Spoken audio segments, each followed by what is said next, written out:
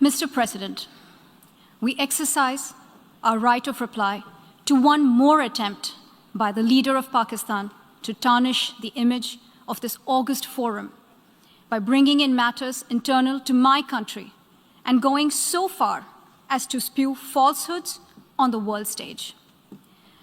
While such statements deserve our collective contempt and sympathy for the mindset of the person who utters falsehood repeatedly, I am taking the floor to set the record straight. Regrettably, this is not the first time the leader of Pakistan has misused platforms provided by the UN to propagate false and malicious propaganda against my country, and seeking in vain to divert the world's attention from the sad state of his country, where terrorists enjoy free pass while the lives of ordinary people, especially those belonging to the minority communities, are turned upside down. Mr. President, member states are aware that Pakistan has an established history and policy of harboring, aiding, and actively supporting terrorists.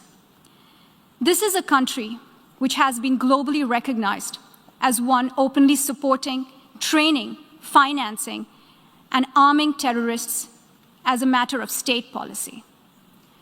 It holds the ignoble record of hosting the largest number of terrorists proscribed by the UN Security Council.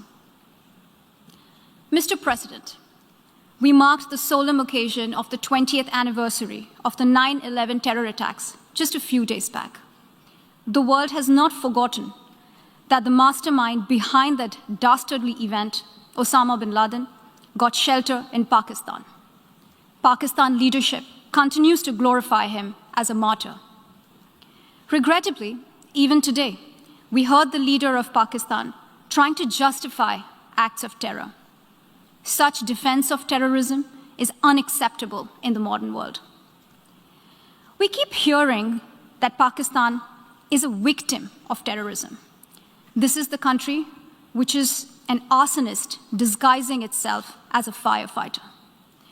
Pakistan nurtures terrorists in their backyard in the hope that they will only harm their neighbors. Our region, in fact, the entire world, has suffered because of their policies. On the other hand, they are trying to cover up sectarian violence in their country as acts of terror. Mr. President, this is also the country that still holds the despicable record in our region of having executed a religious and cultural genocide against the people of what is now Bangladesh. As we mark the 50th anniversary this year of that horrid event in history, there is not even an acknowledgement, much less accountability. Today, the minorities of Pakistan, the Sikhs, the Hindus, the Christians, live in constant fear and state-sponsored suppression of their rights. This is a regime where anti-Semitism is normalized by its leadership and even justified.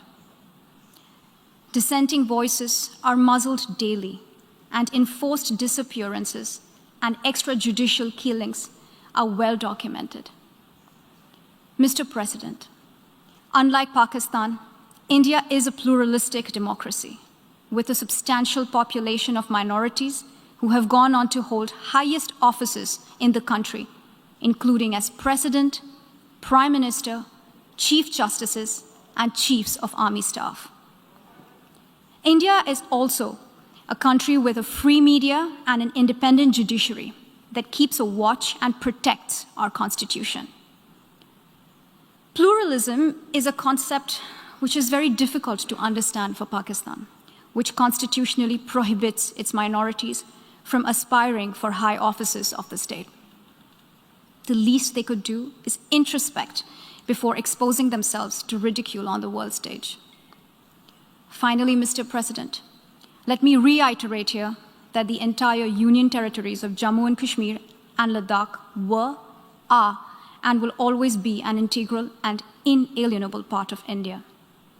This includes the areas that are under the illegal occupation of Pakistan. We call upon Pakistan to immediately vacate all areas under its illegal occupation. Mr. President, allow me to be categorical about India's position. We desire normal relations with all our neighbors, including Pakistan. However, it is for Pakistan to work sincerely towards creating a conducive atmosphere, including by taking credible, verifiable, and irreversible actions to not allow any territory under its control to be used for cross-border terrorism against India in any manner. I thank you, Mr. President.